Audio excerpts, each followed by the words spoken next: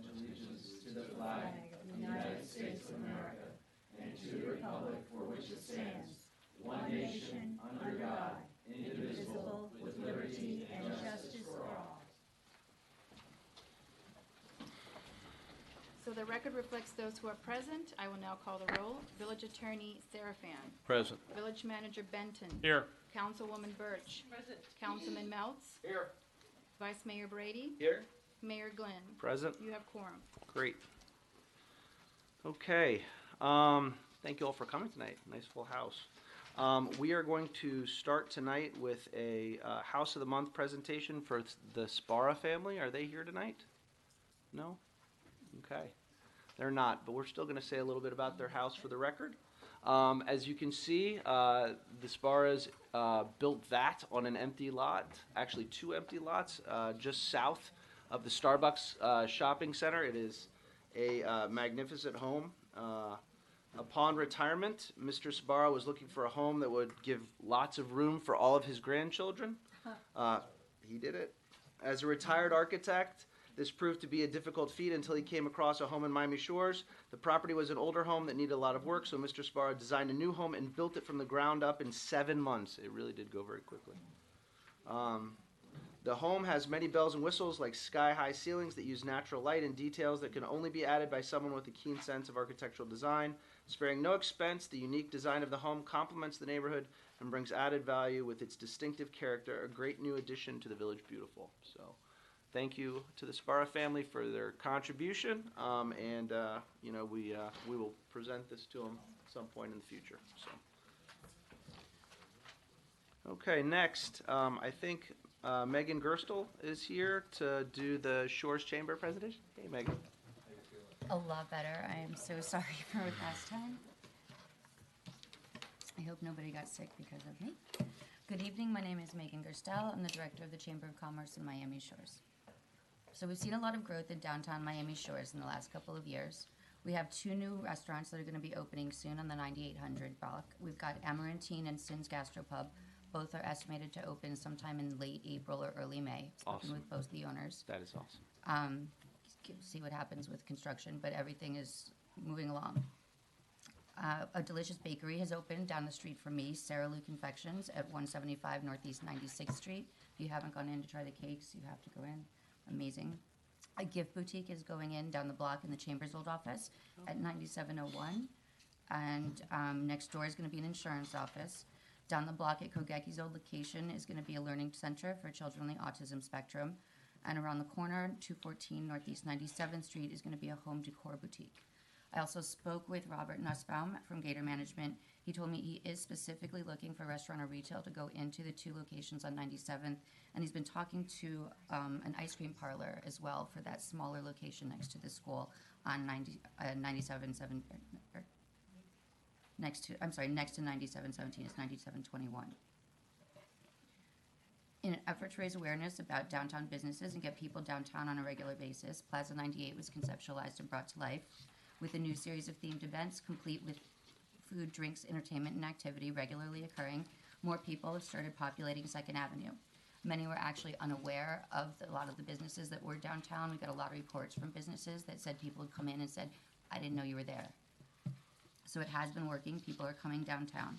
Leveraging on the success of last year's season, we applied for multiple grants to help fund the new season. This season, with a bigger budget, we've been able to sustain and elevate the series. We've been able to book entertainment and bands and start an ongoing mural activity that has been a huge success with the kids. Hopefully this will replace one of the construction projects that's coming up in Miami Shores, if we can get that going. All in all, we were given $15,000 in grants. The specifics of the amount and how they're being used are detailed in the budget submitted, but I'd like to take this opportunity to thank some of our contributors. A big thank you to Miami Shores Village, especially Alice Birch, for all the time and money that has been contributed to this event series. We'd also like to thank the Miami Shores Community Alliance, as well as the Miami-Dade County Department of Cultural Affairs. Also a big thank you to Miami Association of Realtors, Miamism Realty, and McClaney and Butler. Great. Thank you. Thank you. Any questions about the stuff that was submitted? Council, do you have any questions? Yeah, Councilman.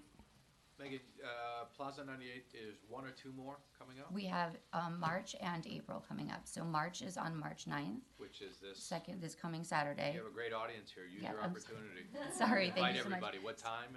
It's from 5 to 9 this coming Saturday. I hope you guys all can make it. We've got barbecue and brews as the themes. We have a really great band that's going to be there, a lot of food vendors.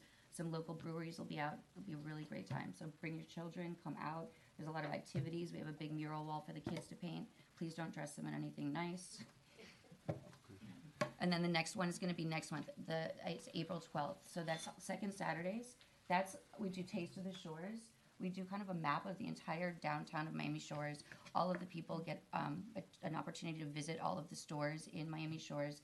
There are prizes that we give away if you complete the map, and you go into raffle prizes. So I hope you guys can all make it. Thank you so Thank you. much. Great, thank you. Okay, we're going to open up the floor now for public comment. Everybody is welcome to come up and say their piece about any of the agenda items. You have 3 minutes. We ask that you give your name and your address before you speak, but actually, it doesn't even have to be an agenda item. Something that's on your mind, something that's bothering you, something about the village, something that you're happy about. We can take compliments too. So, whatever you'd like, come on up. I'm glad he changed that from a non-agenda item.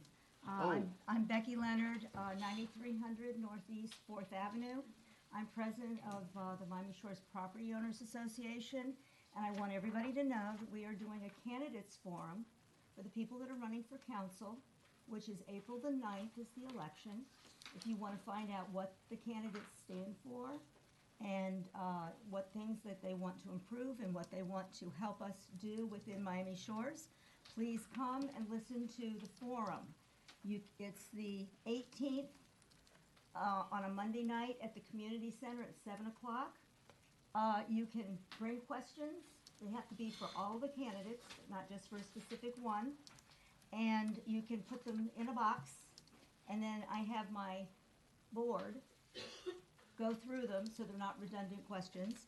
And we will ask those after the few that our board is already going to be asking. And we'll get as many done as we can in the evening, so you'll have some idea about the candidates. They all love it, don't you? Great forum. So that is that. The flyers are at the community center, at the library, in the village hall, out here, if you need a copy. Some of you got them in mail if you are members of the Property Owners Association. Now, Megan already left, but I was going to say that if you want to get dressed up on Saturday, there's the Mayor's Gala at the Country Club, and we have a few seats left to come. You can go online to Miami Shores Community Alliance, and you can look under there and scroll down, and you can pay by PayPal and come for the evening. It is going to be a great evening. The mayor will be there, and I believe all the council people, as well as Mr. Serafan and Mr. Benton will be there. But we're not talking politics. It's a party time. So if you'd like to come, you can come, and we hope to see you. And I know I have a couple seconds more, so I now want to talk about the agenda. I want to thank Mayor Glenn for bringing up the elementary school, which has been a topic of mine for years. I have 4 children that were born here and raised here, and I was involved with the school for many, many years. And I'm concerned about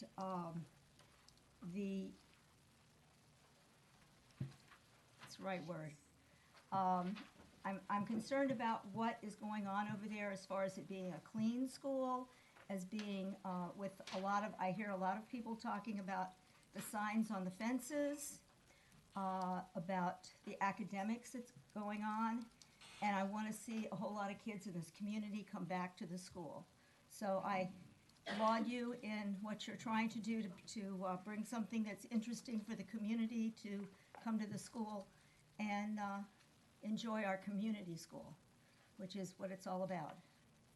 So thank you very much. Actually, before we do, I think I want to take them up. I think the Sparra family came in late. You missed it. We said all kinds of nice things about you, but I'd like you to come up. Get there, you know. That's okay. 6 and they told me, no, you have to get back 6:30. Come on up. I'd like to present you with the award. Again, folks, this is their home, created for their grandchildren. I think it's a fantastic addition to our community. So thank you so much for coming out, and thank you for what you've done.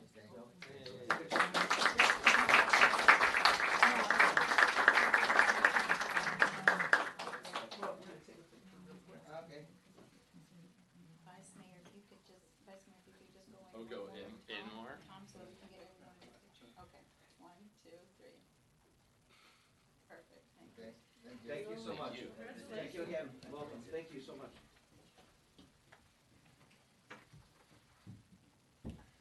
Okay. So let's hop back into public comment now. Good evening. My name is Gavin McPhail. My wife Patricia and I, we live at 162 Northeast 109th Street. And I came specifically, it's great to be here, I haven't been for years, and to advocate for agenda item number 9 with regards to the public school, the elementary school, and the possibility of authorizing discussions between the village council and my guest would be our Alberto Carvalho and the Miami-Dade County Schools. We have a 4-year-old daughter that we're raising here. She was born here. And we have a nice group of friends that also have young children that would benefit from the elementary school, particularly if there was an emphasis on a program like iPrep or some type of a international baccalaureate program. So that's the reason that I'm here, and appreciate that you're thinking about this and just encourage it, and I think you will find quite a bit of support. I found out about this recently, and I'm sure that my sense is, just knowing myself and in neighbors, that most of us have our heads down with work and in family, and so we're not all up to speed on the great work that you all are doing in the community, and to the degree that you like ideas or help in spreading the word, especially with an issue like this, I would volunteer to do what I can as far as some of the lifting, because I think you'll have a resounding response from the community, and it's probably a delicate issue with regards to the school and kind of encouraging change. But I had the opportunity to tour the school with the assistant principal 2 weeks ago. With regards to our daughter, it was a good experience, but unfortunately not convincing for us as a young family to send Angela. So thank you. Thank you. Other comments? Hey, good evening, folks. I'm Ronnie Giang, 230 Northeast 102nd Street. I'm here to comment on agenda item number 7. When the comp plan came up first reading back in June, Councilwoman Birch correctly indicated that the comp plan has the potential to change the character of downtown Miami Shores. That's to change it permanently. At that point, there was, and I went back yesterday and I reviewed the videotape of that meeting, and there was a long discussion. And the only ones present at that meeting were Vice Mayor Brady and Mayor Glynn and Councilwoman Birch. And there was a long discussion about having a workshop before first reading. And your attorney, the village attorney, Mr. Serafan, even indicated you could have a workshop before first reading. You could have a workshop after first reading, before second reading. But bottom line is that was pretty much amongst the three of you agreed to have that workshop before the first reading, and of course, the item came up in September for first reading. There had been no workshop, but didn't make it on the agenda because of some kind of clerical error. It was pushed back into October, the first reading, still no workshop, and then in October it was passed unanimously on first reading, and now here we are about to go on to second reading and possibly implement the amendments to the comp plan, in particular the future land use portion of it. And there still hasn't been a workshop. And, you know, I've already voiced my other concerns with regard to the procedural aspects of the comp plan. I sent you all a voicemail, excuse me, not voicemail, an email. So I'm not gonna get into that. That's very technical. I just here, again, to implore you folks to have the workshop before second reading. There are no time constraints. The letter from the Department of Economic Opportunity gives the village 120 days from December 22nd to hold the second reading. That puts us into June. There's plenty of time. No need to rush this through. And so that's essentially what I'm here to ask of the council this evening. And also with regard, and I'm also interested to see what you folks are gonna have to say about the school issue, because it's probably too late for my kids, but I would have liked to have been able to send my kids to that school. I think it's a great resource, and, you know, whatever we can do to improve that, you know, improve the educational opportunities here in Miami Shores, especially the public ones, because they're very limited and not up to par, quite frankly, I don't think so, as it currently is. So, you know, I'm also interested in seeing what you guys are gonna do with that. All right, thank you very much. Thank you. Anybody else? Come on up. Great. My name is Daniel Perez. I'm 510 Northeast 95th Street. I apologize for my sporty look today. I didn't realize until I got here. Like, oh man. But I'm here because I thank you and I support the discussion on the regarding the school. I have a 4-year-old and a 9-year-old, and we've been in the Shores for 9 years now. And one of the ongoing things every year is like we bounced our daughter around some of the private schools, but to be able to have a public school that we can confidently send our children to would be tremendous. I realize that it's not necessarily have the best ratings and things like that, and maybe sometimes if you get more people in there, you can get more support. But the thing is, like, my children can't be an experiment. I only get one chance to raise them, and so I don't want to put them in a school that doesn't necessarily provide them with all of the things that I can provide. So I feel like an investment in a school, something big like that, would not only benefit my children and I, but also some folks who you may not have children, but to make the neighborhood even more attractive than it already is, really would increase the property values, including those folks who may not benefit directly from the school. They will benefit from the increase in property value. So again, I thank you, and I support you bringing this topic up. Thank you. Great. Thank you very much.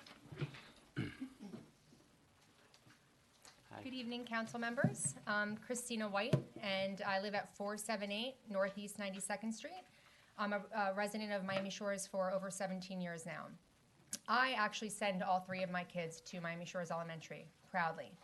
But I do have to say that there are points where I say to myself that it feels like the school that's sort of been forgotten, because there are friends of mine that send their kids to North Shore, to Ada Merritt, to iPrep, to Bay Harbor Elementary. And they talk about the resources that are provided to those schools. And sometimes I shudder, because I love that school and my kids are thriving there, but there are some deficiencies, right? So the bathrooms really need to be updated.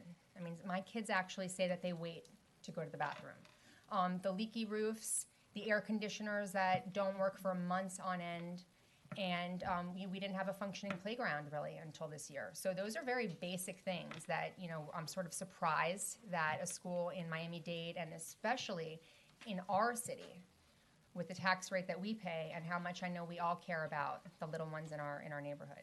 So, you know, I am here to appeal to all of you, to thank you for taking this up as a serious issue, to commend you for it. I think it's long overdue. And I just make the suggestion that you go, if you haven't already, to tour the school, walk around, talk to the principal, ask her what are the resources that you need to do the very important job that we're asking for you to do from a facilities perspective, and also resources. And even the police officer, I don't know where our police officer has gone.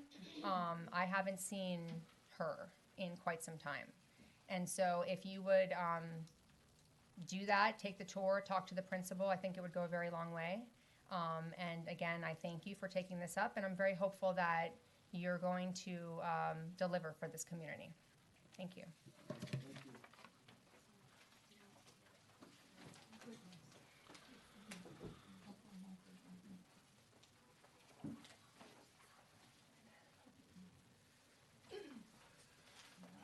Hi. Hey.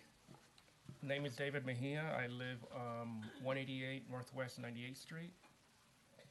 This is my first time at one of the meetings, but I came because there's an issue that's very important to me, which is number 9 on the agenda.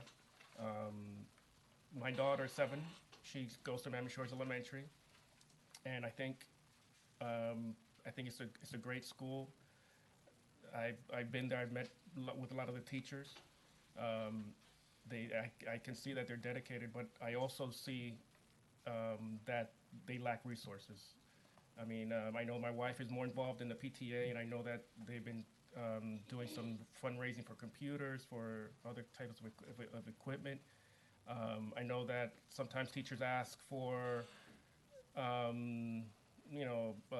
like sanitizer, soap, little things that, to me, we don't mind. Like the parents don't mind donating that type of thing. That's not an issue, but it's just, I would like to see, if more resources given to the school.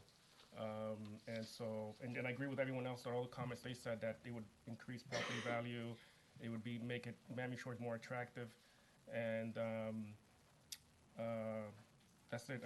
I'm glad that you brought this up, and that hopefully we can move forward. And if there's anything that I, as a resident, or that I can do, I'll be more than willing to help. Great. Thank you very much.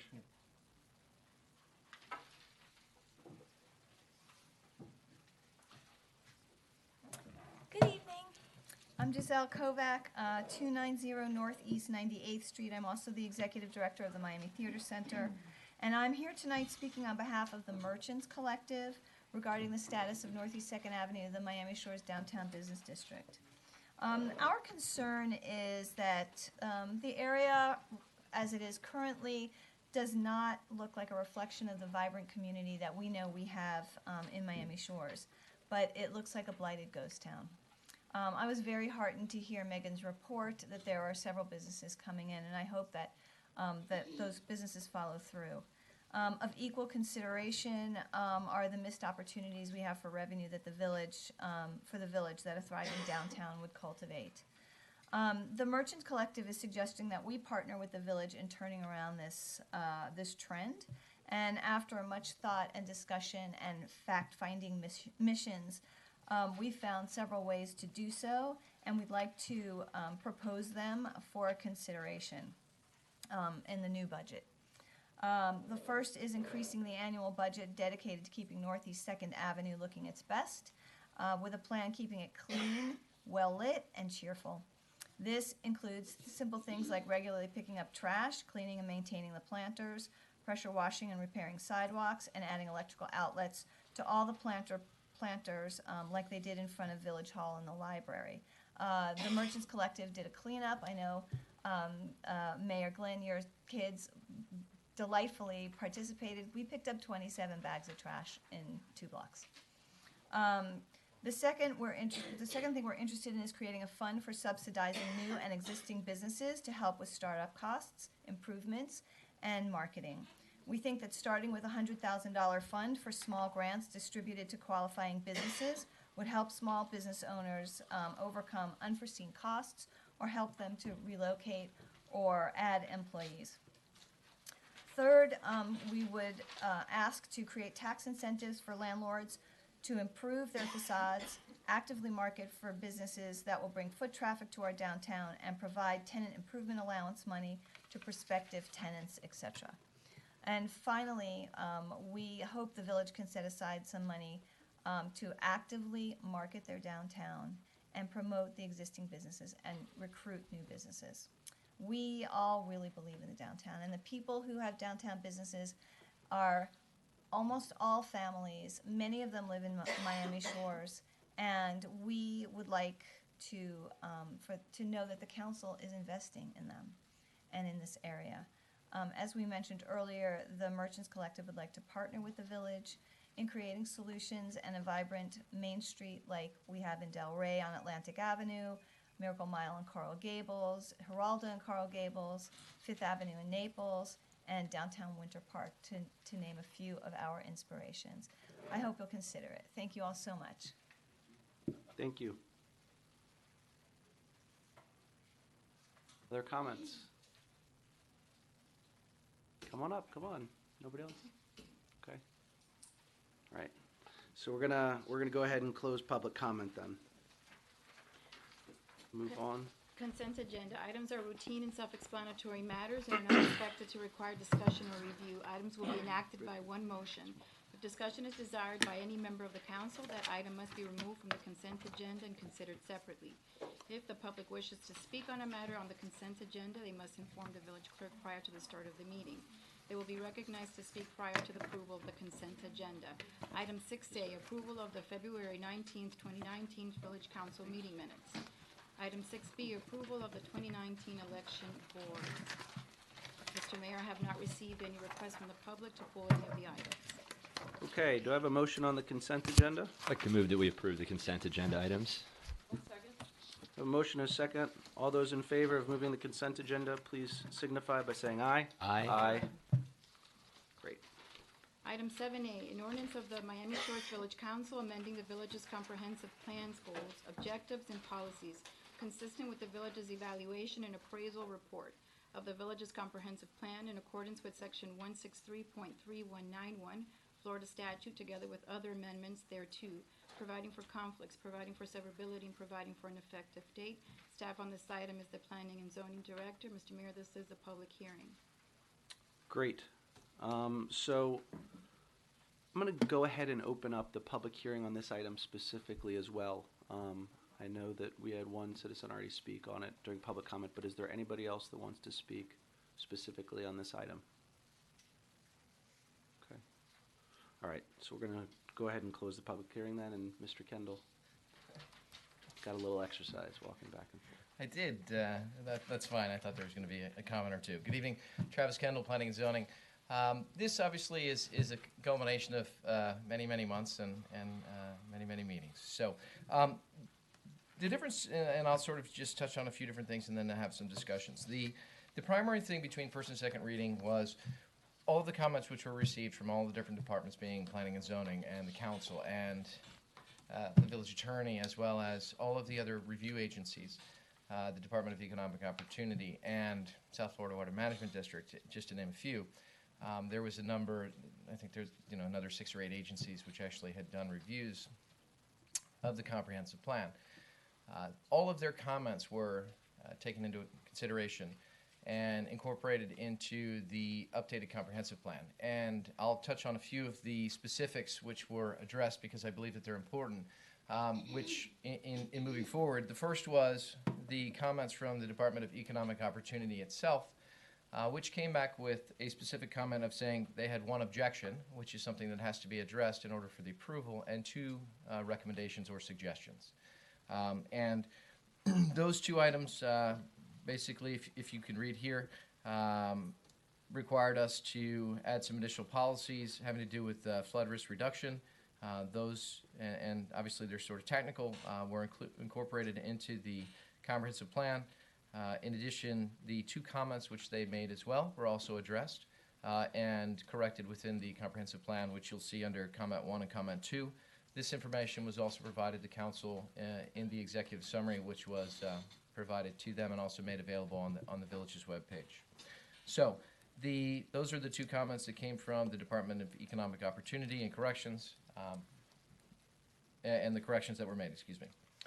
The second comments which were received back were from the South Florida Water Management District specifically, and they didn't have any objections. They did, however, have 2 comments which needed to be addressed in their opinion. Those 2 comments were also addressed very specifically within having to do with level of standards and some of the items, technical items within the code itself, having to do with water facilities plan. That information was also updated to be consistent with the county's water management plan, and they are satisfied with the corrections which have been made in the code as well. So those 2 items were, or excuse me, those 5 items overall were corrected and have been incorporated and are for your approval and consideration in the second revision. In response, and just sort of moving forward, I do have some information about Florida area ratio. I know that there was some citizen concern about Florida area ratio, specifically having to do in the downtown area within the restricted commercial requesting a FAR of 3, where 1 is currently in the code. So if the council chooses to have me go through that, I can certainly present that. If not, then we can, that's just in the code. I just wanted to bring that up because it was brought up in discussion. But I'm certainly prepared to respond to that. So we've discussed that. Do any of you want to have that conversation if you have not had that conversation yet? I have had that conversation, and maybe it's would be good if you just explained what the options are if we Certainly. were to Well, say yes, we're concerned about a 3.0. Well, let me just take a few minutes and explain what FAR is, and just sort of giving some people an understanding of what currently is existing within the code and some challenges or things that they may, the perception of that. This is a example of the existing code, which is an FAR of 1. However, I will specifically state the farthest example on the right, we don't permit for 4-story buildings, so let me be very clear. That's just for the purpose of understanding how, as a building can get higher, the area or footprint of the building is reduced to allow for greater heights. In fact, if you were to actually use our code, it would only permit a 3-story building, which could cover basically 33 1/3% of the lot at 3 stories, instead of a 4-story building at 25%, which is what's reflected here. So, but the current code simply says you can have an FAR of 1, so any example 1 could be built today, example 2 could be built today, or example 3, which I just said, about 33 1/3. In addition, I'd like to point out that the existing code does not actually dictate where that building is located on any commercial lot. So a 3-story building today could be built on any commercial lot. It could be anywhere, in theory, on that green square, whether it be adjacent to residential or adjacent to what would be considered the commercial corridor. However, again, anytime that a building is built, it goes before planning and zoning. Planning and zoning has generally, in the past, determined that they would like to have the commercial closer to the street, so that's part of their review. However, the technical aspect of the code doesn't prohibit a building from being proposed to be adjacent to the residential, if in fact it's within the residential area. Okay, so having discussed that. So that's sort of a quick overview of FAR. The ability within the downtown right now, the problem that was created when the code was visited. One more question. Okay. Just to clarify again for the benefit of the folks that are in here, what differentiate now between a 1.0 FAR and a 3? That's Yeah. where I'm going right now. Okay, good. So an example of an FAR of 3, just for everybody's clarification, and this is just another picture. If you were to look at a FAR of 3, you see here where it says FAR of 1, FAR of 2, and an FAR of 3 would allow for, in theory, a footprint of a building to be built on the lot in its entirety, up to 3 stories, which is what the current maximum height permitted by code is. And you would say, well, maybe why would somebody want to do that? And the reason why is if you were to consider the example, which I used the second one here, which is an FAR of 1, and you wanted to build a building that was 2 stories, for example, in the downtown area, which is currently permitted by code.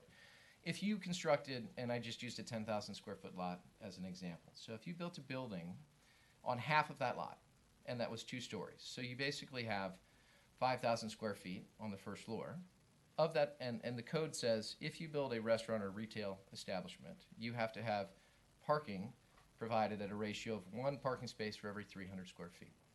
Okay, so based upon that, you can see from the calculation it requires 16 parking spaces on site. Okay, so moving forward, and that's just for the first floor. Now, if you go to the second floor and use a reasonable residential use, which would be a 1,000 square foot unit, a 2-bedroom 1,000 square foot unit, you could put 5 based upon a 5,000 square foot building. That in turn would require 10 additional parking spaces. So now for the site to have a 2-story building, you're required to have 26 parking spaces on site.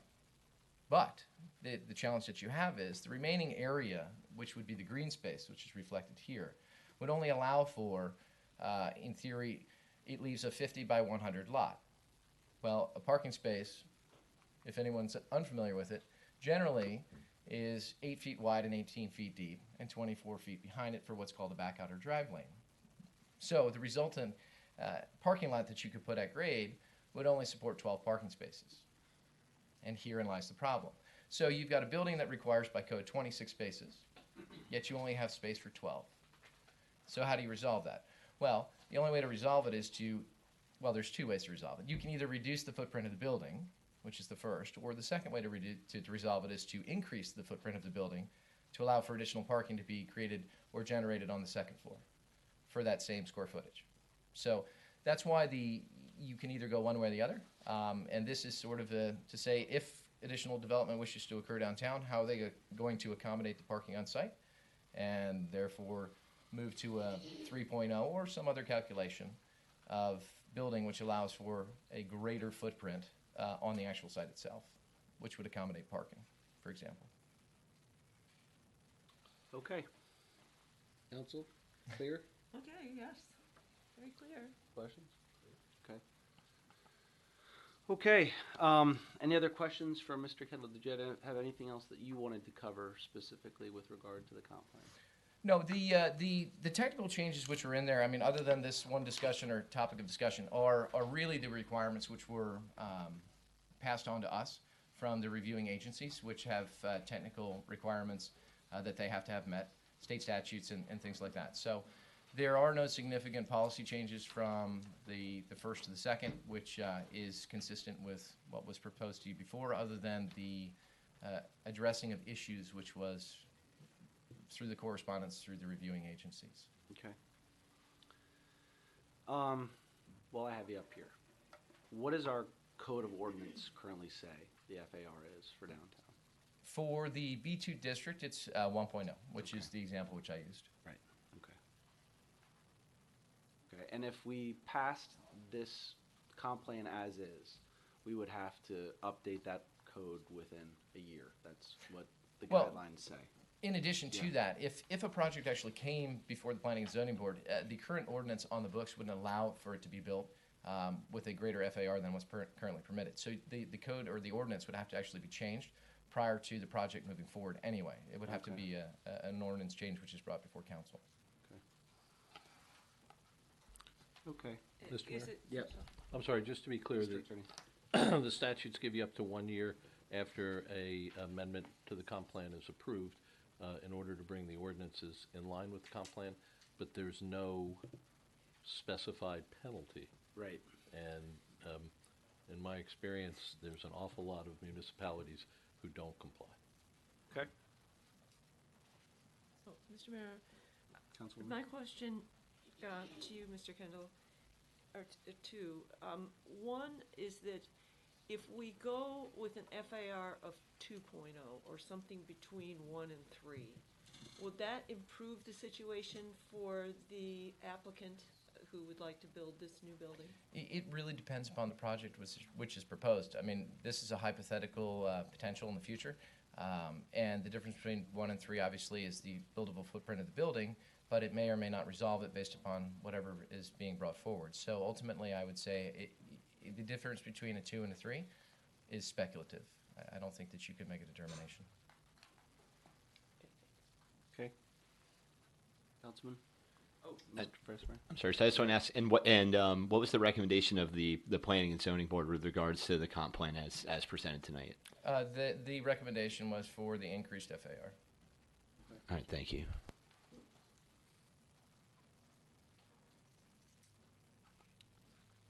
Okay. Council, any other questions, Mr. Kendall? Okay. So I'm going to open this up to discussion to the group and see what thoughts you have, generally speaking, about going forward with this. If you want to make any changes to it, you know, whatever's on your mind. Why don't you share with the group?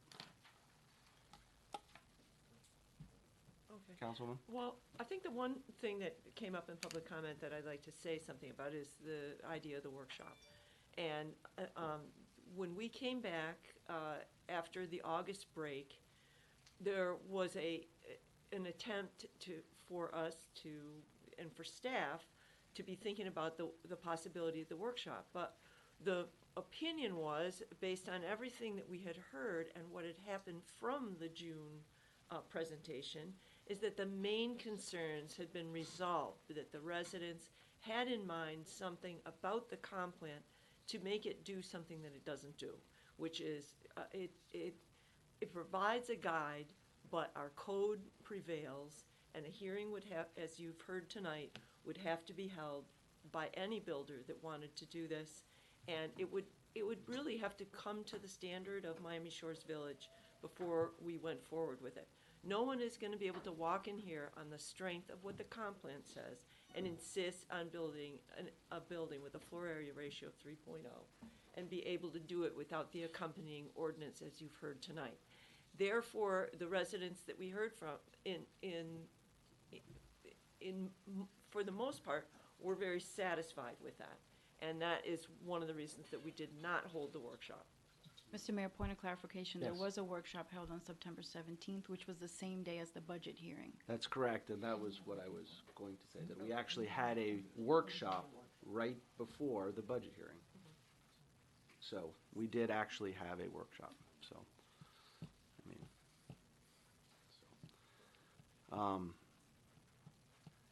Mr. Mayor? yes. Sir, so I think that, due to the fact that the study was done a long time ago before I, came on council, and some of these recommendations came from there, and there's an overwhelming desire, from the community to get some stuff happening downtown, as we, heard again tonight. And the primary concerns that the residents had about the comp plan really seemed to, this was one of the issues that was voiced by a couple of people, but it really seemed to be around the park and the rezone, or the possible redesignation of several parcels as being, future use could be commercial, or I think it was a park, dual designation, as it could be used for a parking lot or residential. And, we went ahead and took that input and made those changes here. And I think with the totality of what has happened over the last number of years, what has come through here, what's come through planning and zoning, the recommendation, I would like to pass the comp plan as presented tonight. That's just my opinion on this. Councilman? Thank you, Mr. Mayor. I agree with Vice Mayor Brady in terms of, I was specifically wanted to hear what planning and zoning had to say. Mr. Kendall's done a lot of work on this, and I'm trying to understand and hear not only what all the residents outside of this room tell us about they want Second Avenue to thrive. I heard Ms. Kovac come up here and ask for our help, right? I mean, that just was a few minutes ago in terms of the Merchants Collective, and it's, I don't think she said stagnant, but something about the downtown needs our assistance. I think this is a perfect opportunity for us to do something. We could just set this off and set it off and do other things, but I think if it's going to be viable for anybody to come in and change some of these buildings and invest in our community for our residents and things that we want in terms of retail or restaurants, that we have to do this, and I think it's time. So I completely agree with the sentiments expressed here. The fact of the matter is, we have to, the next council is going to have to come behind this plan and change the ordinance, right? There will be hearings specifically on this. And one of the things we discussed at length over the course of the last 7 or 8 months while we debated this was that this is aspirational, right? And we, as a village and as a council, have aspired to a vibrant downtown, right? And the experts have told us this contributes to it. Planning and zoning has validated that this contributes to it. It just, to me, is kind of pretty much a no-brainer that we ought to go through with this. And the next council can take up this issue specifically and decide if they want to change the ordinances to go through with it. Unless we want to do it in the next 2 weeks, but I don't think that's possible. Right. So, yeah, advertising issues, that's right. Okay, is there any further discussion on the item? Okay, I'm gonna call the question then. Or do you need a motion? We do need a motion. I'd like to move that we approve the ordinance on second reading. Okay. All right, we have a motion and a second to move the comp plan on second reading. Call the question now. All those in favor, please signify by saying aye. Aye. Opposed? Okay. Item Great. 8A, a resolution of the Miami Shores Village Council authorizing the village manager to execute the public transportation grant agreement with the Florida Department of Transportation for Miami Shores Smart Shuttle Service. Staff on this item is the village manager. Mr. Manager? Mr. Mayor, this is just a housekeeping item. As I said in my memo, we have been granted a grant from the, ultimately from the Florida Department of Transportation. They need you all to pass this resolution so I can sign off on it. It's basically just authorizing you to sign off. It's for our downtown shuttle service. It's the amount of $39,780. Great, thank you. Before we move this, I just want to mention that one of the things that I'd like to talk about at the next meeting if possible, and I'll be adding it as an agenda item, maybe Mr. Serafan can look into whether it's possible or not, but it would be great if there were a way to integrate our neighbors to the south at a minimum, since we're headed that way anyway, as a stop on the shuttle to try and optimize its usage. Again, in our comp plan, I noticed how we talk about integration of transportation between the three villages. And if we could add a stop in El Portal at a minimum, that would be terrific. So, okay, anybody want to make a motion? I'd like to move that we approve Resolution 8A. Okay. May I ask for a point of information, just for the benefit of everybody here, because we know what the shuttle is. Okay. Mr. Manager, would you just explain to the audience what the shuttle, the benefits, and what it really is? And I'm sorry for and there's people watching too, and I don't think enough people know how great this opportunity is. Terrific. Sure. We have a shuttle service in the morning that leaves from our recreation department 5 days a week, and it goes from our rec department down to the Brightline train station. Now, you don't necessarily have to get on Brightline. There's a hub there. You have all kinds of things. In fact, I think Tri-Rail's actually going to wind up there now. You have the Metro Mover there.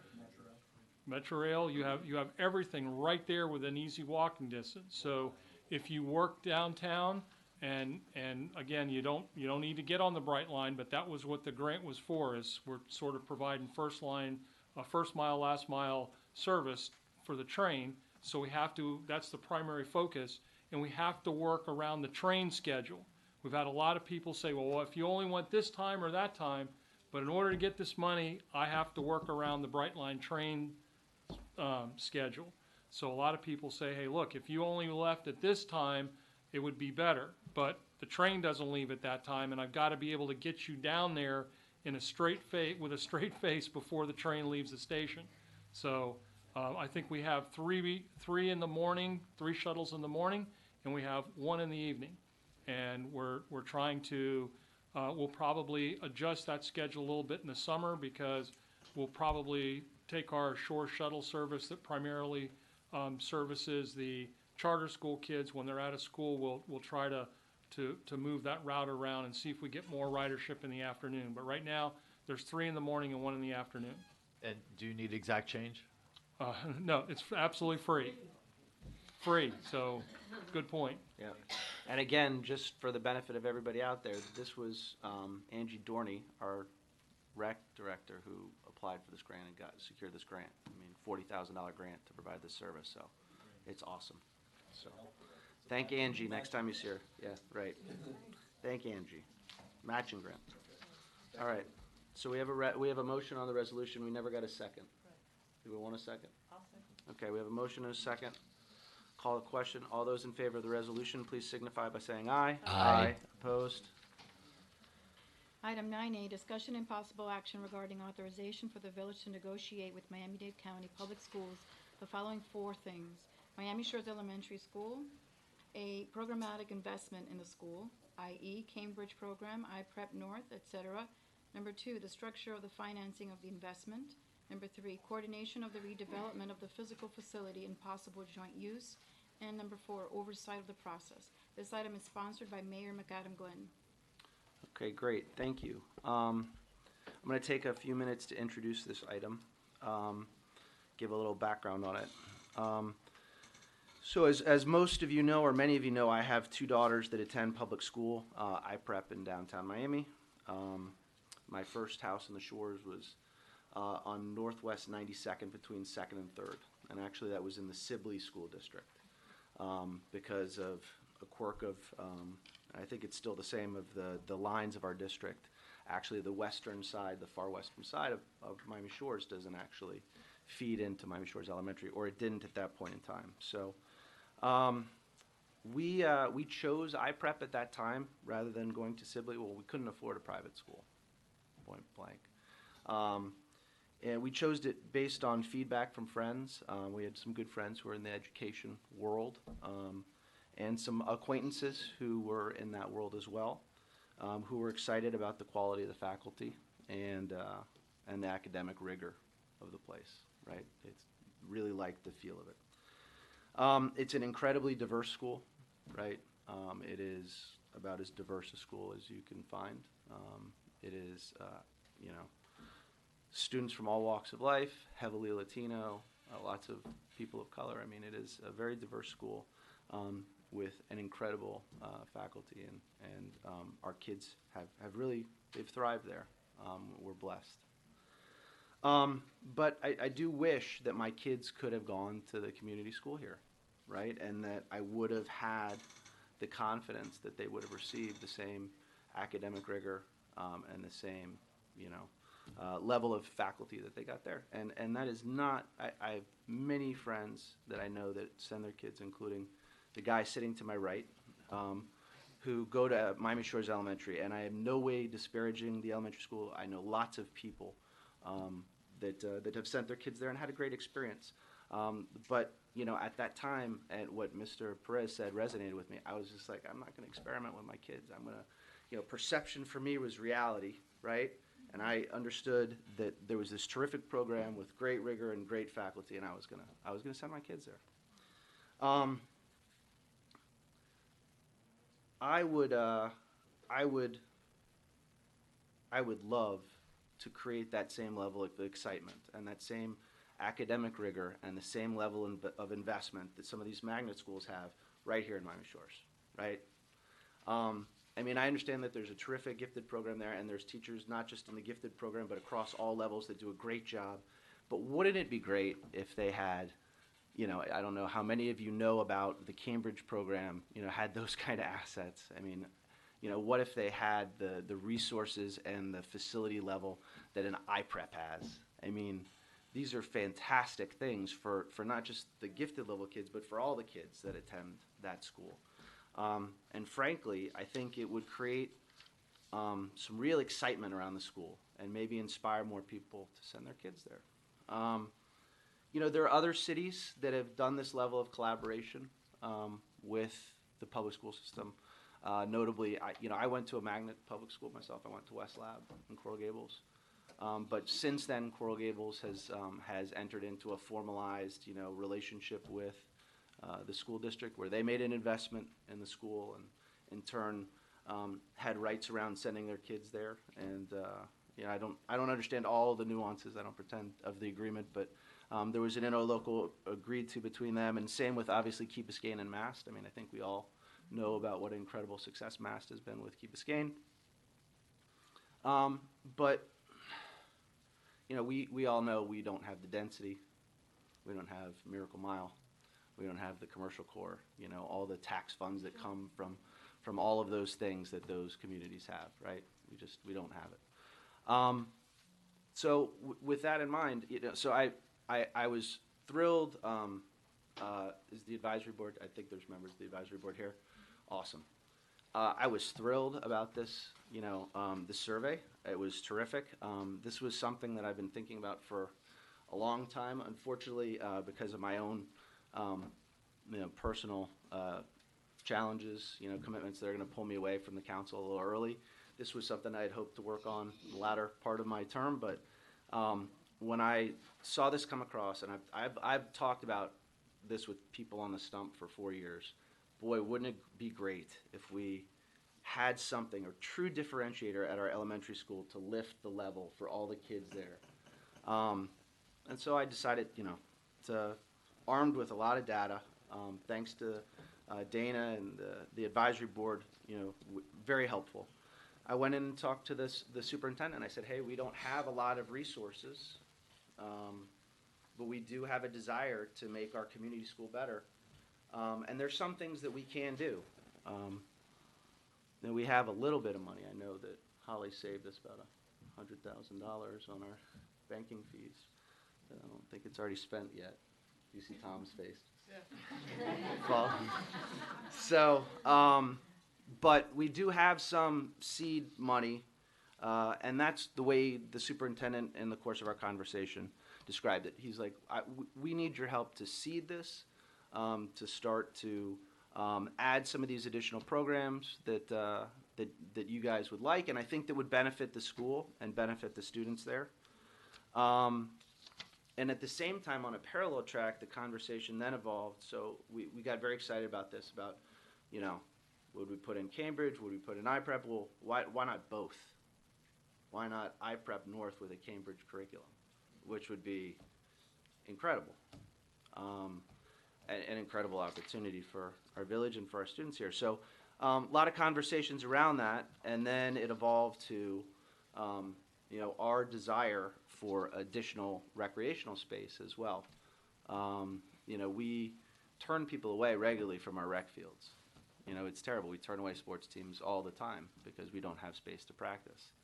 And we have a gigantic field that sits empty, daily out there that is completely underutilized. And as anybody that's followed the council knows, I hate to see sort of underutilized stuff. We're a landlocked village. There's no extra space.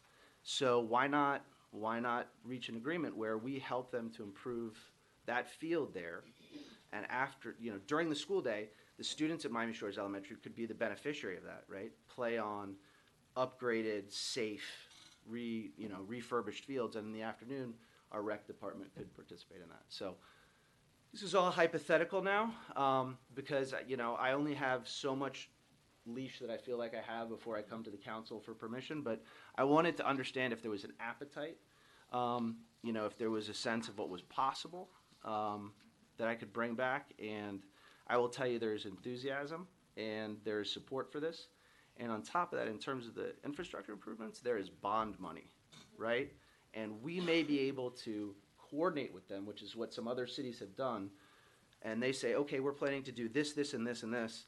And, we can look at that and say, well, if we put a little bit more in here, if the village puts a little bit more on this one, we can, instead of replacing a chain link fence with a chain link fence, maybe we can do a aluminum fence, a nice aluminum picket fence, something that's more attractive around the field. But we can what he's giving us the opportunity to do is participate in those conversations and figure out how we can collaborate to take their program and make it better. So, so I'm bringing this here to find out if there's interest on the council in going forward with this. I would like to, at least through the end of my term, continue to participate in these conversations. Not just sort of hand this over to the staff to handle, but I'm going to open it up to the group and see what you have to say. Thanks. It's more than a few minutes. Yep. Yes, Mr. Mayor. No, thank you very much. I really appreciate you pulling this together and presenting an item that was so clear and concise, but so broad, at the same time. And frankly, this is very much what I was feeling that the opportunity presented by entering into the Education Compact, presented, and very much in line with a lot of what, I'm hoping the Education Advisory Board continues to pursue. These exact same type of things.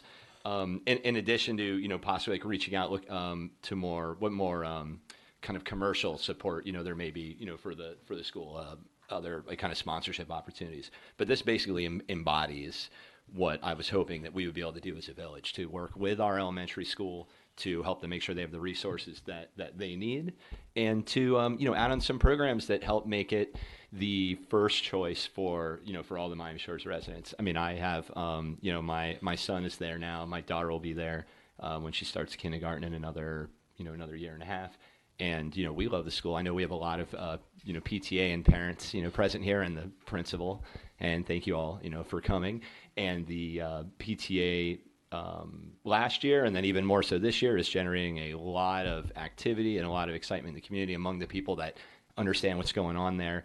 And I think this I feel like is an excellent opportunity to continue to build on that, and to get some. I as an example, am somebody who benefited from a magnet program in computer science at Horace Mann, and that is.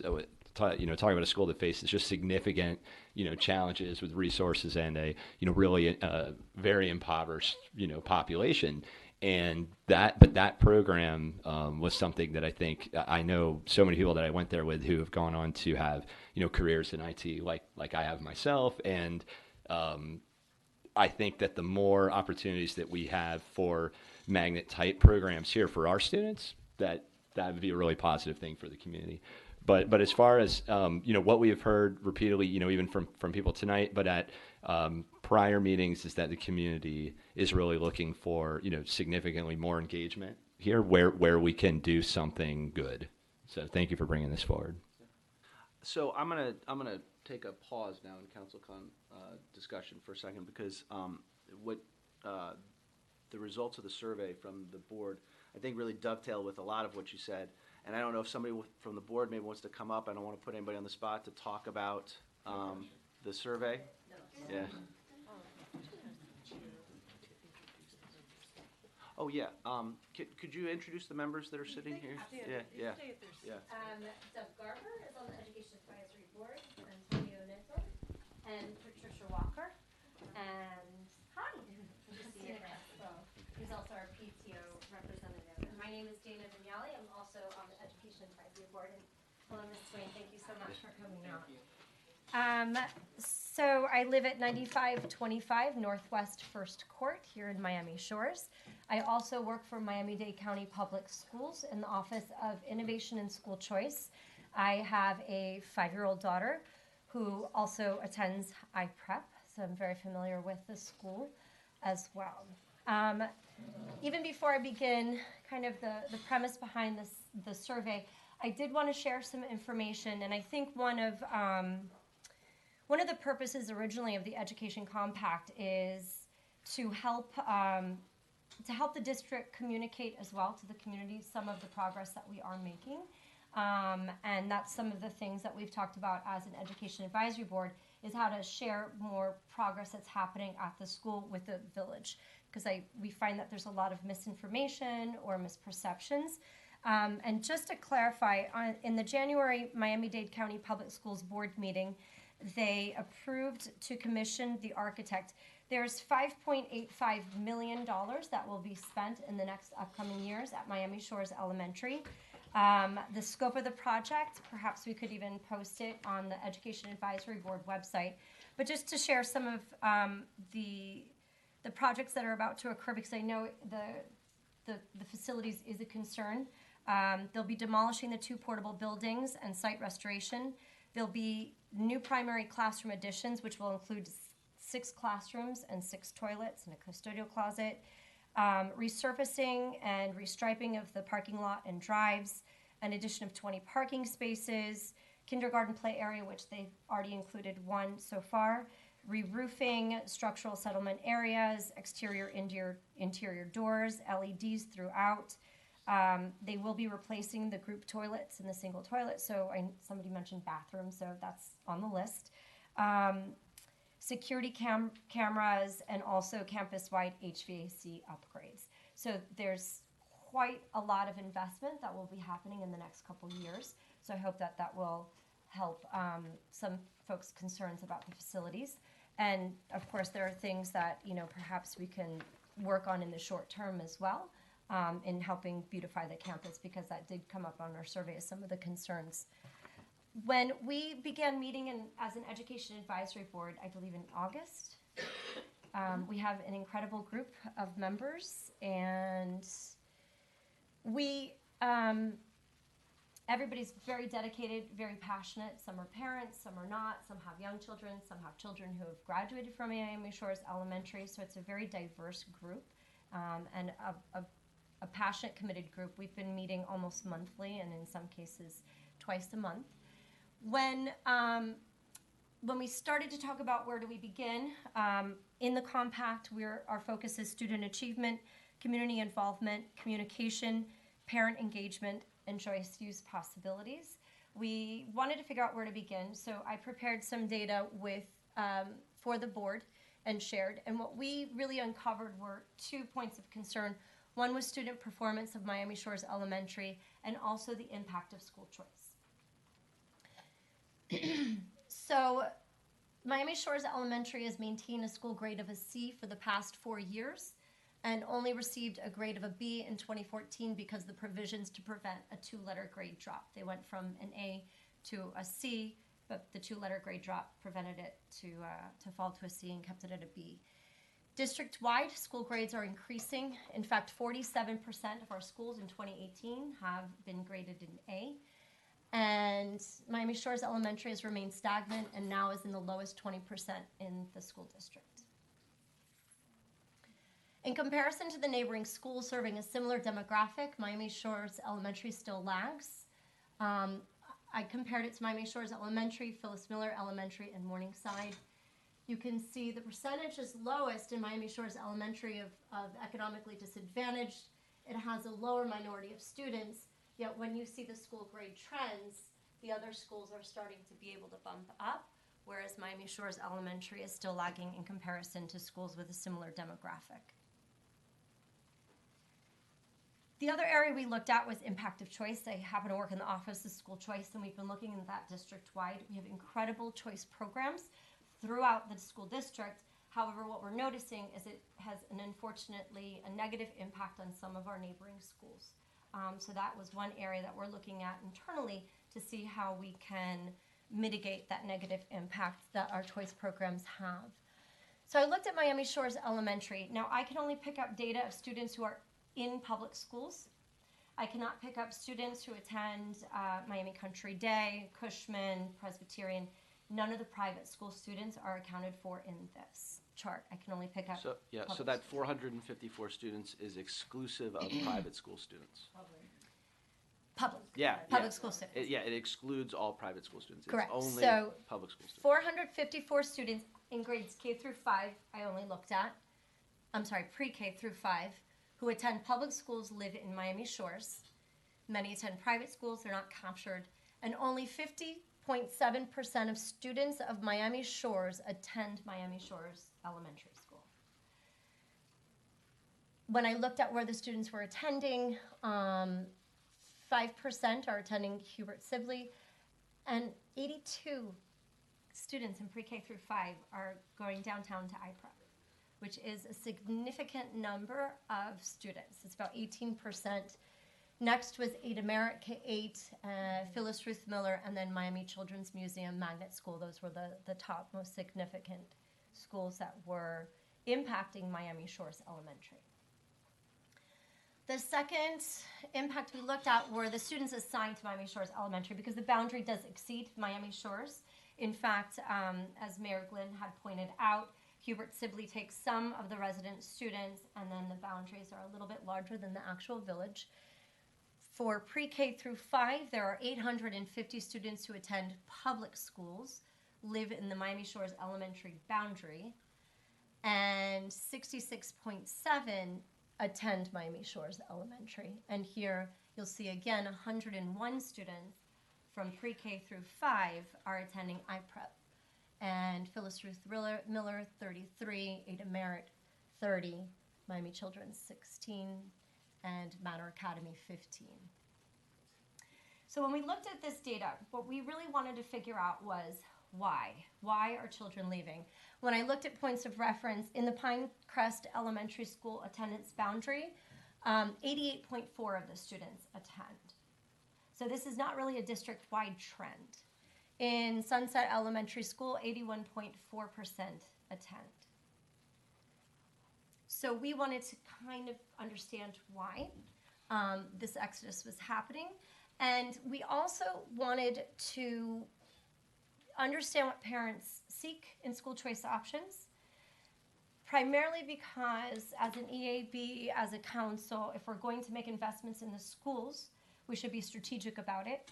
We should have a full understanding of what parents are seeking here and why parents are not choosing Miami Shores, and perhaps figuring out ways to make strategic investments for what the community really wants to see. It would be very difficult to fundraise for a school, for a community where their children aren't attending the school, or fundraising for items that they don't feel is what is their impetus for choosing a certain school.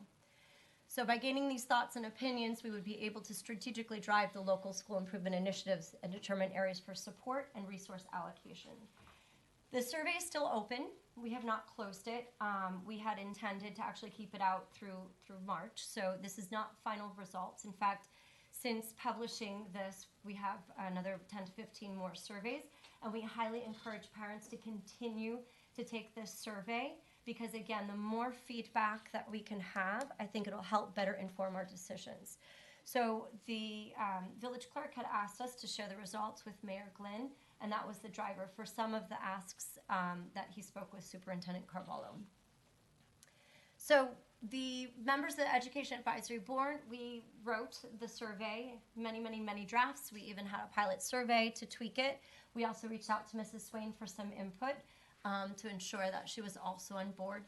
Questions were in both English and Spanish, 10 questions, 5 minutes. We shared through village website, Facebook groups, Nextdoor, text messages, and the digital marquee. And we just noticed that it was published in the newsletter, and I think suddenly I got 15 responses that day. So thank you very much for that communication. This says 132 have been collected so far, but when I checked this morning, we're up to 147. In the first 3 weeks that the survey had been open, we collected 130 responses, which we felt was an indicator that people are really passionate about this issue. Our goal was 150, and we were very impressed with the fast feedback and very thorough feedback. So the first question that we asked were, where do you live? 84%, again, it's upticked to 86% since the publication of the newsletter, live in Miami Shores. We asked where their children fall into the age categories, so quite a few, 35%, 0 to 3 years old, 58%, 4 to 10, 16%, and so on for 11 years and up. And again, looking at the younger children's, the families of younger children are really passionate enough to be taking these surveys. And just to go back, in case somebody noticed it did not add up to 100%, you could click multiple categories. So yes, you could have children in multiple age groups there by adding up to over 100%. Thank you for clarifying. Yep, just want to make sure. So based on where you live, 87 are assigned to Miami Shores Elementary, and again, that ticked up a little bit. Now it's at 88.2. And what school does your child currently attend? So the first category is Miami Shores Elementary, your assigned boundary school, 19.5. The next category is a magnet school, so that would be IPrep or Ada Merit. And then the next one is a regional transfer. So if somebody wanted to go to Coral Way K-8 because they're bilingual, they could choose that. Charter schools, 11.7%. Religious parochial schools, 21. Independent and private schools, 22. Homeschools, 0.8, or they're not of school age. I was really glad that we were able to capture some of those opinions as well, because they are clearly the ones not choosing the elementary school in the neighborhood. And in fact, it's pretty fair distribution across the board. Again, you could check all that applies, so if they had multiple students, it won't add up to 88%. So the question we asked, what school programs are important to you or you'd like to see offered? STEM is number one, 66%, and I know that Ms. Swain has been working hard on the STEM designation and the programs there. It's also reflected in her school-wide data, has gone up significantly in the area of science, so it's definitely an area that we would feel to start fundraising for or working on. And the second one was academically rigorous programs, was 62, and actually it's bumped up to 64%. Some of the feedback that we've heard is, well, if you're in the gifted program, great, you're going to get the rigor, but if you're not, go somewhere else. And so again, a lot of us hear the playground talk. We really wanted to quantify it. And for us, we feel, well, there are plenty of children in Miami Shores who are not gifted, and that's wonderful, and they too should have access to an academically rigorous program. When Mayor Glenn and I had discussed it, what would that look like? I actually launched the Cambridge programs at Mass Academy, so I'm very familiar with the academic rigor. It's an incredible program. And then also Horace Mann Middle School offers a Cambridge program. So it's a logical feeder pattern, and knowing the superintendent, you know, if we had asked for an IB program, the investment really wouldn't make sense, because then where would the kids go in middle school? Right. This could also potentially build a feeder for Horace Mann. And I told them it's Miami Shores today, it's going to be Horace Mann tomorrow, so just wait. Gifted programs are very important. Language immersion, also 46.15%. Fine and performing arts. So thinking about investment, we would definitely want to focus our investment and our strategic support in the areas that the community is most focused on. We also asked, when you choose a school, how important is the following? Teacher quality, 92%. Knowing my child is known and cared for, and school safety. Positive, joyful school culture, effective communication from the school, so on and so forth. So when we looked at, again, what would we want to invest in, to our board, we thought, well, professional development would be great to invest in, right? So it's one thing to raise money for laptops for a school, but also tying that in with the professional development so that there's innovative use of the technology is also critically important, which could help with the teacher quality. Also, we would recommend that these are the things that we celebrate at Miami Shores Elementary, right? So when the community reads about how amazing the teachers are, maybe highlighting, you know, the teacher of the month will help the community have a more positive perception of the great quality teachers that I have heard exist in the school, but it seems many don't know about. The next question was, based on your experiences, observations, or what you've heard. Again, this is just perception. We wanted to know how people perceive the school on the same factors that we had presented in the previous slide. In general, everything from good to average, but what we noticed also was there was a lot of don't know, right? Which I think is also very valuable data. We don't know our community school, which could be a reason why we're not choosing it. There could be really amazing magic going on in that school, but because 132 people don't know very much about it. So one of our initiatives as an EAB is also how can we help the school communicate all of the amazing things that are happening to our community to help her counter these misperceptions that exist within the school. Our next question was, how do you learn about school choice? Again, you could click all that you apply, so it doesn't add up to 100. The school's website is also a critical place where people start their research for schools. And that's also an area that I feel that we could help support the school in their website to communicate the great things that are happening. And also school visits and tours, school open houses and recruitment events.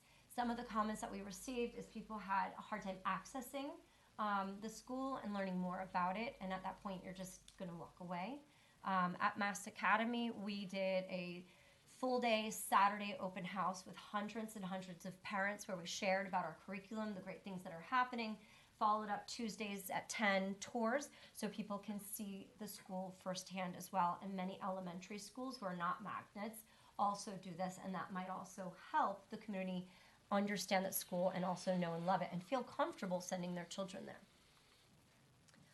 And then we also asked, what would you be interested in information about? School grades and performance, curriculum, school choice, school safety, school funding, parenting. So one of the initiatives we'll try to do, or perhaps have community workshops in coordination with the Shores Elementary, perhaps holding them at the school. Again, getting folks to come into the school, I think, is of critical importance as well, so they, again, feel comfortable with the school. And then question 10 in the comments section. We have 51 comments to date.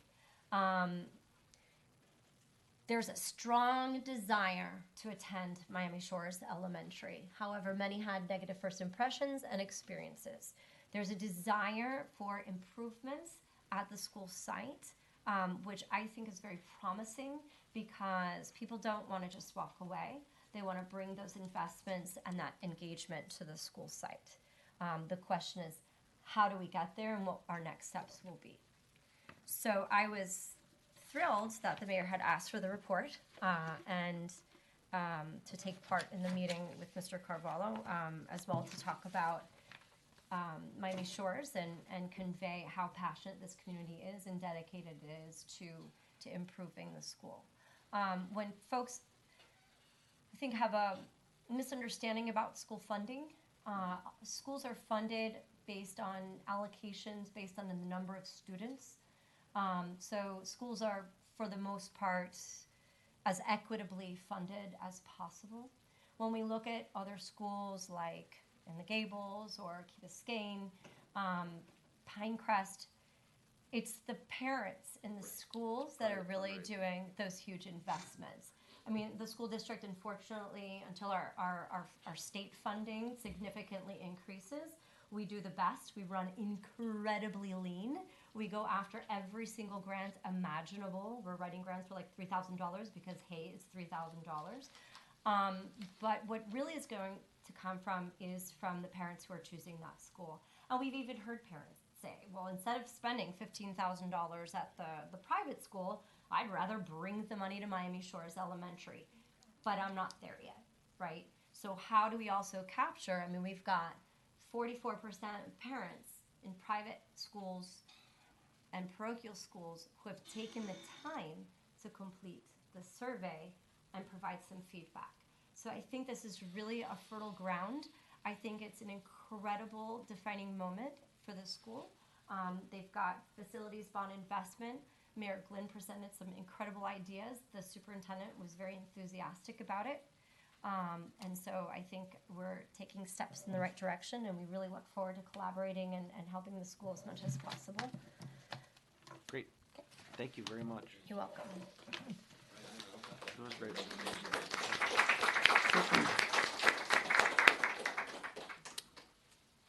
So I should also mention that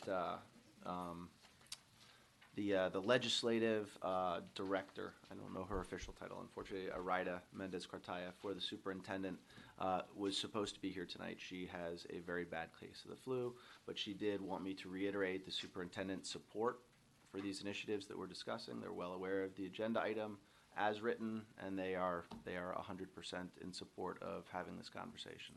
So, other comments, council?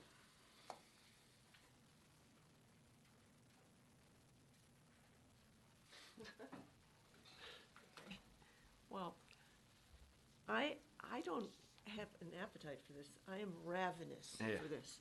And we all have been, and I think if you trace the history of it, and there are some people here that can trace it deeper than I can, it has always been something that we have settled back and said, there is a certain population that have availed themselves of Miami Shores Elementary School and have been very successful doing so as parents and as students, and that the school we have gone along with that, but we have always had people who weren't quite there. And, you know, you said it very well when you said it didn't quite make it for me. And we've always had a population of those people. So the idea that a window of opportunity is opening, that we could change that, and have parents say to each other, now I'm thinking over 3 decades, my kids did well and made it through Miami Shores Elementary because they were in the gifted program, that we need to move away from that as a community just the same way we've moved away from it in other ways. We need to provide across the board a really great opportunity for our students. And the other thing that we need to do is we need to be representatives up here of the residents, each and every one of them who surround the school, whether nearby or far, who deal with the issues that people deal with when they're near a school. We need to have it looking and as presentable as the rest of our village does. And that is another thing, is in addition to shared use, that I'm really enthusiastic about, because I think it will lift the school by its bootstraps just to have some area of this agreement outline what we're gonna do for each other. And I welcome the opportunity. I think it's marvelous, and I really appreciate the you know, it's something that you can do as mayor that you've done that I really admire, because it takes a lot of fortitude to go forward on such what has been over so long a difficult issue. And when we started the Education Compact, I saw that as another opening door. When we started the Education Advisory Board, the first new board in the village in a long, long time, we opened another door. So now I feel that we're uniquely positioned to go forward with a negotiation that will benefit the students and the community and the residents. And I look forward to that opportunity. Great. Thank you, Councilwoman. Councilman, anything to add? I don't know what else I can say to add on to what you all have said. I just want to commend all the people who worked extremely hard. And was that an impromptu presentation? Because that was pretty darn good. I was like, she's like, oh, if I have to get up there. Like, when are you meeting him? It's like Monday. I'm like, oh my God. So, and I know it was the rest of your committee and Mayor Glenn, thank you for the initiative. I mean, it's very exciting. I'd like, I don't know how you all want to proceed. I'd like to hear a lot more. You know, especially the part about the physical plant and that field, because I too drive by all the time, and I just find it shameful that with the kids there, they don't have such a great area to play, and it seems like it's been wasteful. So to incorporate something for both the mind and the body, I think would be in everybody's best interest. So I hope that takes equal footing with whatever plan we have for the academics too. Okay, great. Okay, so let me talk a little bit more about this then. Let me follow up on that. First of all, again, thank you to the advisory board for your hard work. Thank you, Vice Mayor, for making the advisory board a thing, right? And I think you introduced the compact in the first place. Yes, wasn't it? Yeah. And thank you, Councilwoman, for your work on the compact. I mean, this has been, you know, there's been, I think, over the last 3 or 4 years, a period of re-engagement of this council with that elementary school, right? And there's been steps forward and steps backwards, right?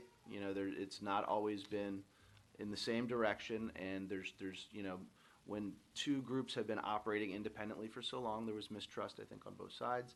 And I think that, you know, we're getting closer to a culmination of a product where we make a significant investment of time and resources into that school, and it's going to benefit all the residents. I think that's a good thing. Let me walk through some of the things we talked about, right? So the programmatic investment in the school, right? That's going to cost some money. I've been told that Cambridge program runs anywhere between $50,000 and $100,000 for a startup. He wants seed money, though, not sustaining money. So we would be funding some of that possibly through village resources and possibly through private fundraising. I will tell you what happens in a lot of cities is the educational advisory board raises the money, right? They go out to the community and they raise the money. There are also entities here in the Shores, including one that you could go to this Saturday night, that, you know, the Miami Shores Community Alliance that writes grants, you know, for these types of things. You know, there's all kinds of entities in this community that could throw their support behind this initiative, right? If we really care about it, we all get together on this, right? So that's one.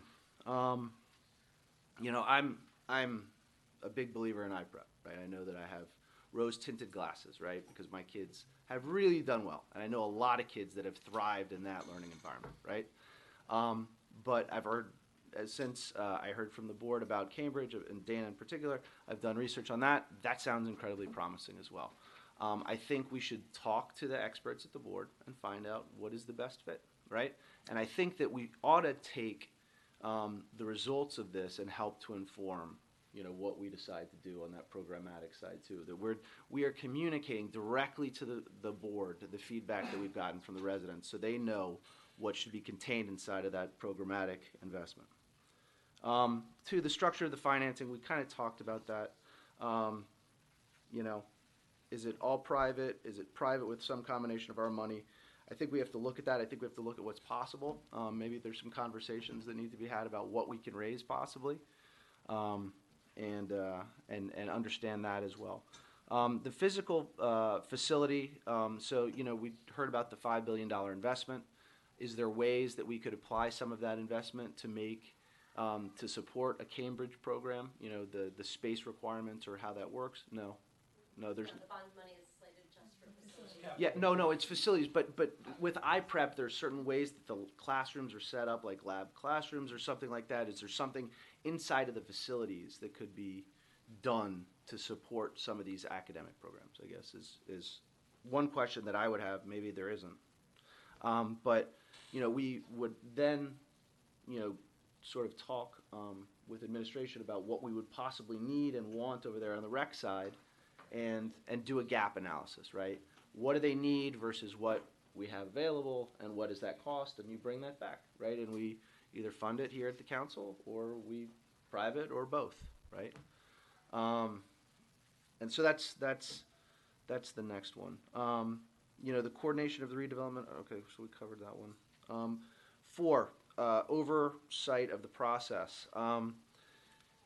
One of the things that's been successful in other communities that have had these collaborations between municipal entities and the school board is like an oversight representative, either on the administration or, you know, having the educational advisory board continue to oversee this collaboration and the way the monies are being spent, and how what kind of progress is being made in terms of the investment that we committed to, right? So that there's accountability, that what we all sit in this room, or, you know, the next council sits and figures out they want to do, that it actually gets executed. So I think that oversight is a big part of it, and I think that should be cooked into whatever the deal has. So what I would ask for, I know this is super broad, but if you guys have any specifics, I'd like some feedback on it now. But, you know, to start this process and this conversation now around these things. So. I'll speak to that. I did in my earlier comments say that I think that the $5 million investment, $5+ million investment that was described is something that we are going to want to see the result of that investment leveraged to beautifying Miami Shores at the same time that we leverage the investment in a possible collaboration with the rec department. Now, let me just talk about some of the tricks or trip-ups that we discussed when trying to get to this point before. And they are, if we have shared use, how is the calendar going to be determined, and how do we come to a fair solution? Shared use is always a big deal when you're talking about schools sharing space. So that was one of the tricks. The other is that when the recreation director and the manager went to look at the fields, they were not constructed in such a way that you could use them for the kinds of recreation uses that we would then be earning revenue from if we could have them at the rec field. So that would have to be corrected at some expense level that would need to be factored in. Well, and I'd like to follow up on that, because what we didn't do last time, and I'm not saying we necessarily have to do it, but I would love to do some kind of pro forma to see, like, if we make this investment, is there a payback period at all? I mean, maybe we never recover that money, but, you know, have we done any sort of analysis in-house to figure out, you know, if we are leasing those fields out, or if we have paying, you know, rec department, you know, team members on those fields, you know, that is, you know, new space that, you know, with relatively minimal cost in terms of the coaches. Like, is there additional revenue that will come back? Is there a payback? Do you know what I mean? Exactly, and I hearken back to the time that you brought up at one of the budget hearings, what would it take to increase the size of the after-school program? And the answer was lockers and space for those lockers. Yep. And so something as simple as designing that into any improvements to the community center, would begin to grow those programs and allow space. At the same time, if we used Miami Shores Elementary for a program like that. So that's something.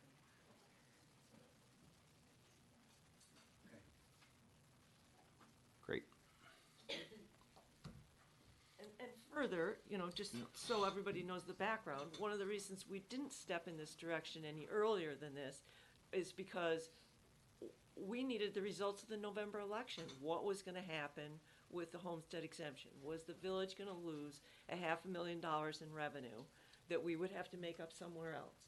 And was the belt tightening that we needed to do for that eventuality going to put the kibosh on some plans like this? And the answer is yes, it was going to, because good, responsible government budgeting requires that you try to look down the track and see what's coming at you, and that was definitely a very large freight train. No, and I think if you look at the last year of this council, when we saw that coming, I think we all sort of tapped the brakes a little bit on some of the extra fun stuff we would have liked to spend money on, just because,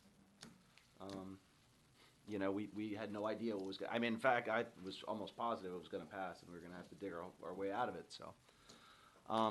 I'd like to add one more thing that I think is really important to this conversation, and I've had the same conversation with folks from the charter school as well.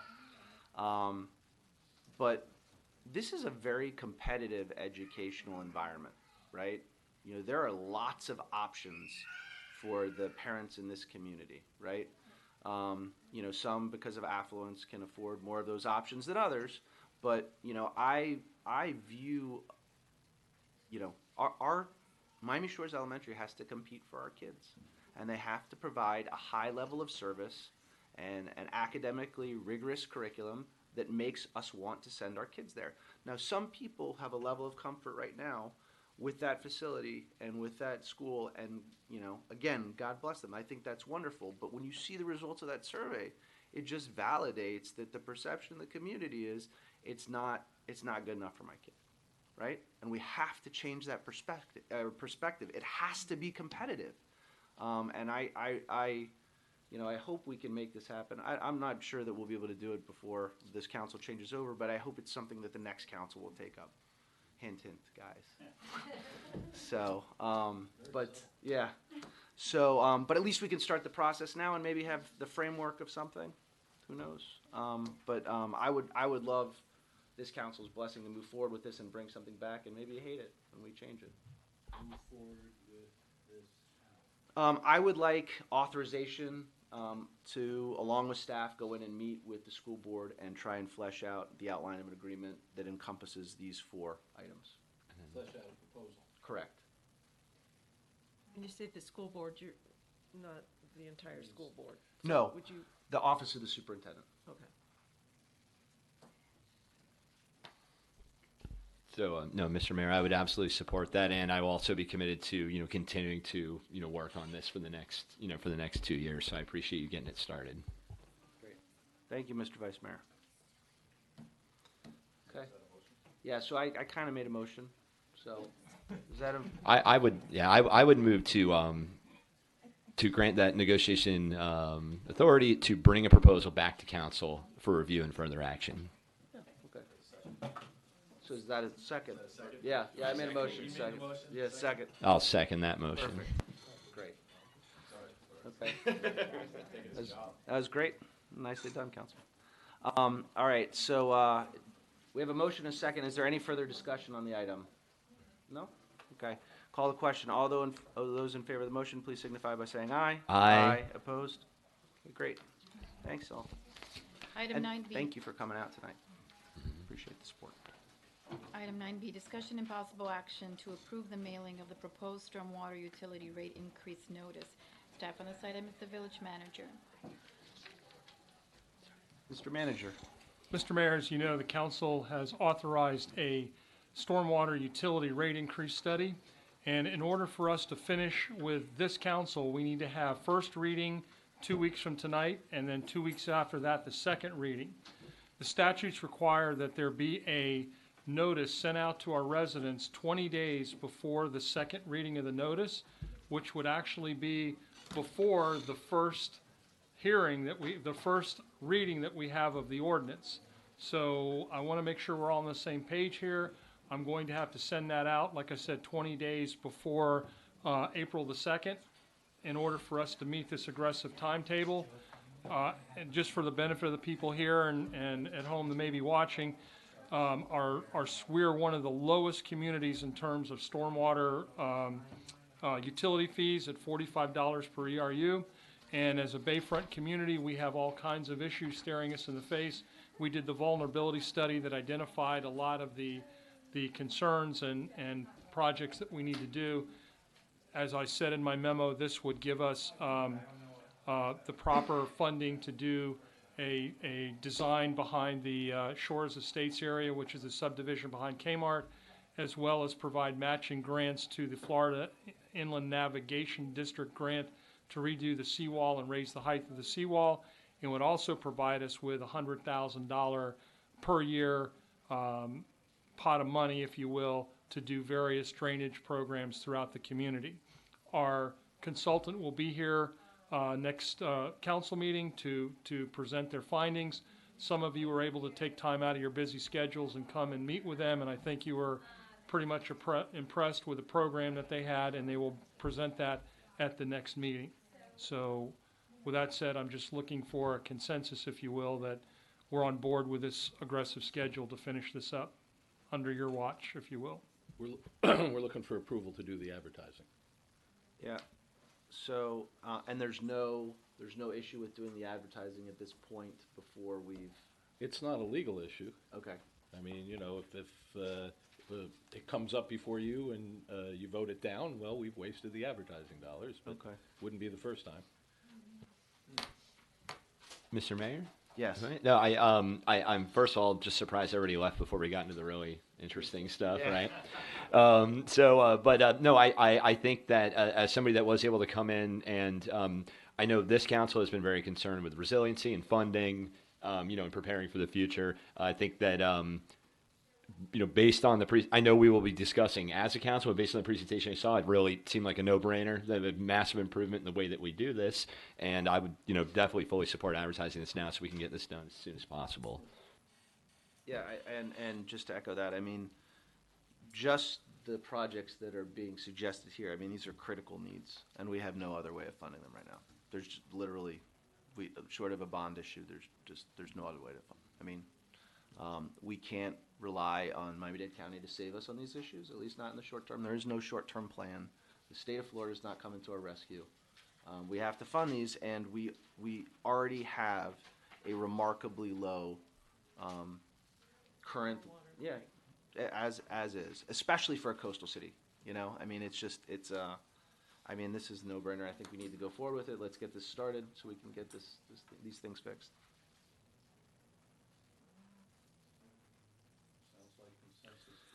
Send it out. So I did want to, again, I feel like the resident historian, but I did want to mention that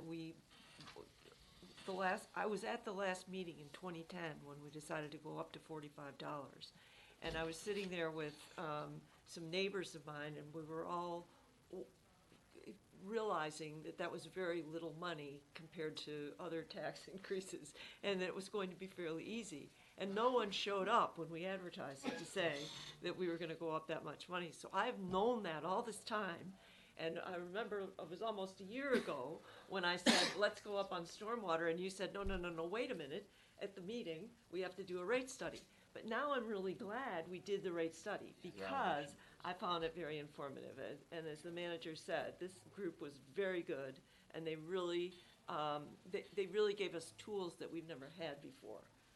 We don't want to guess when it comes to this, and we don't have to guess now because we have the data. So I'm really excited to have the opportunity to say, if that was a motion, I'll second yours. Was that a motion? That was a motion. Yeah, okay. To go forward with this stormwater rate increase.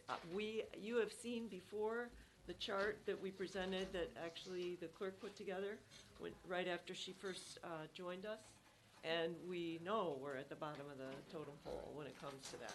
And when I found out what Miami Beach was charging, and, you know, they're facing the same wall of water that we are, I knew we could afford a little more to make the improvements, so thank you. Difference is we have some hope. Yeah.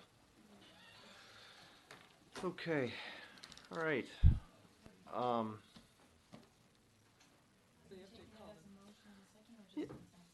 Yeah, we'll take a, consensus is fine.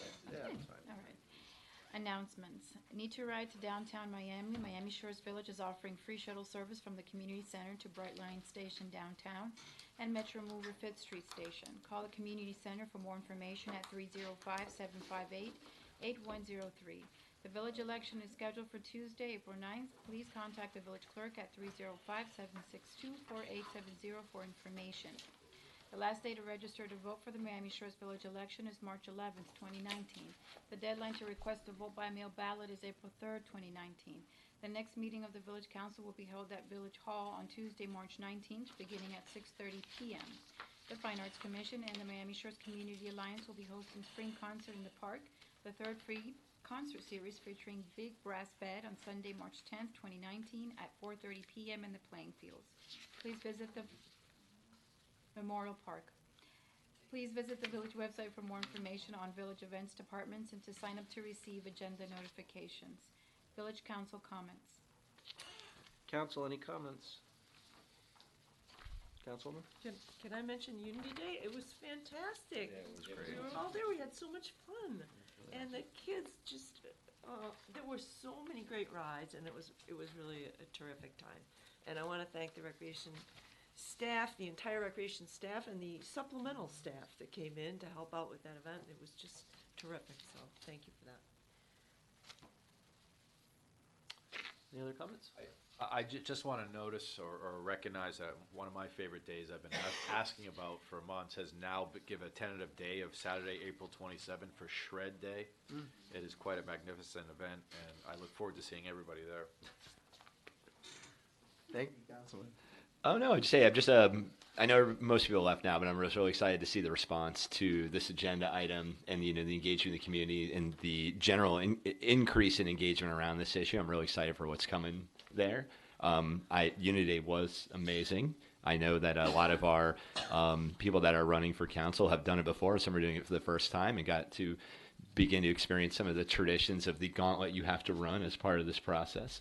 And we are looking forward to seeing you all at the spring concert as well, which is also really a lot of great fun when they close the street. And, you know, it's just a great way to take advantage of that park. But I just wanted to say, I know we're getting down to only a couple more meetings with this group, and it's been awesome working with you.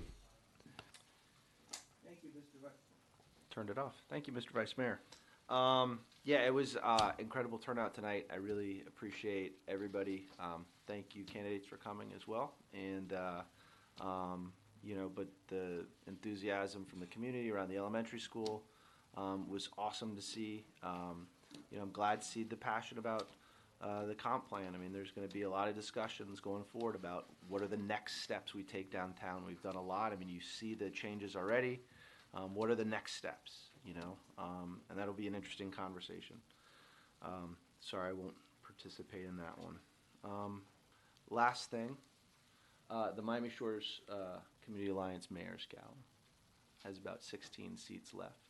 So if you have not bought your seats, it's this weekend. It funds great things like possibly grants for elementary schools. So, I highly encourage you to come on Saturday night. They've worked really hard on it. It's going to be a lot of fun anyway. MiamiShoresAlliance.com. MiamiShoresAlliance.com. Thank you very much, Mr. President. And with that, this meeting's adjourned. Thank you very much. Community Alliance. Thanks. Thank you so much. You guys got it.